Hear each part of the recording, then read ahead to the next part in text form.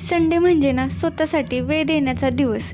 कारण आठवडाभराच्या कामामुळे आपली त्वचा आणि हेअर ना दोन्ही थकलेले असतात. त्यामुळे ते पूर्ण निर्जीव झाल्यासारखे झालेले असतात. पण त्यांनाच ताजेतवाने ठेवायचे असेल ना तर आपण त्याची थोडी घरच्या घरी पण काळजी घेतली पाहिजे. आणि आपल्याला काय वाटतं की आपण थोडे बिझी असतो, तर त्याच्यामुळे आपल्याला असं वाटतं की अरे आपण घरी कुठं करत बसायचं, त्यापेक्षा ना आपण पार्लरमध्ये जाऊ आणि छान हेअर स्पा करून येऊ.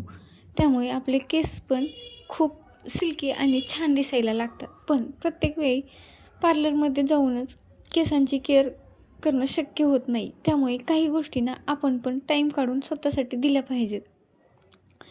आता मी ना म्हणजे संडे तर उद्या आहे, पण मी सॅटर्डे नाईटलाच ना केसांना हेअर ऑइल करून घेते. छान पद्धतीने अशी डीप ऑइलिंग करून घेते. त्यामुळे ना आपल्या केसांना तेलाची पण खूप चांगली गरज असते. त्यामुळे छान अशी हेअर ऑइल करून घेते आणि म्हणजे रात्रभर केसामध्ये तेल चांगलं मुरून नंतर सकाळी ना उठल्यानंतर अगोदर ते केस ना स्वच्छ म्हणजे आपण जे शॅम्पू वापरतो ना त्या शॅम्पूनं धुवून काढले आणि नंतर ना थोडं म्हणजे मेकअप करून घेतला. आणि नंतर बाकीचे मला थोडे कामं होते, तर तेच काम करायचे होते. पण म्हणलं की माझे केस काही सुकलेले नाही आहेत, त्यामुळे थोडं ना वेळ आपण बसू आणि बाकीचे काम ना नंतर करू.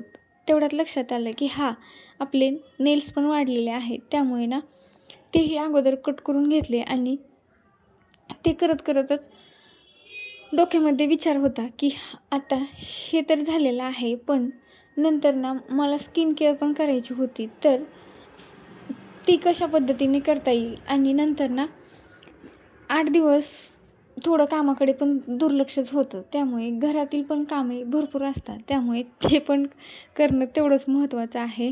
त्याच्यामुळे ना म्हणलं अगोदर आपलं आवरून घेऊत आणि नंतरच ना घर आवरायला घेऊत.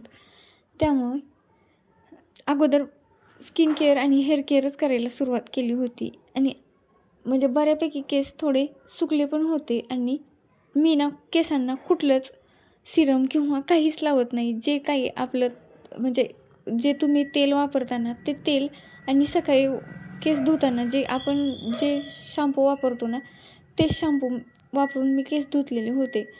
कधीतरी क्वचित 4-5 महिन्यातून एखाद्या वेळेस कंडिशनर लावते, पण म्हणजे आठवड्यातला किंवा मंथली असं काही लावत नाही. त्यामुळे ना आपले केसही छान राहतात. आणि नंतर ना इकडं स्किन केअर माझी चालू होती. आणि स्किन केअरमध्ये ना मी आज रव्यापासूनच स्किन केअर केलं होतं. म्हणजे रवा फेशियल म्हणता येईल किंवा रवा फेस पॅक पण म्हणता येईल. आणि तेच वापरून मी ना आज माझ्या म्हणजे स्किनची थोडी केअर घेतली होती. आणि तुम्हाला जर म्हणजे रवा फेशियल किंवा रवा फेस पॅक व्हिडिओ जर पाहायचा असेल ना तर मला नक्की कमेंट करून सांगा. आणि ते झाल्यानंतर ना तुम्ही जे कोणतं मॉइश्चरायझर लावतात ते लावून घ्या, किंवा गुलाबजल जरी लावलं होतं ना तरी पण ते बेस्ट असेल.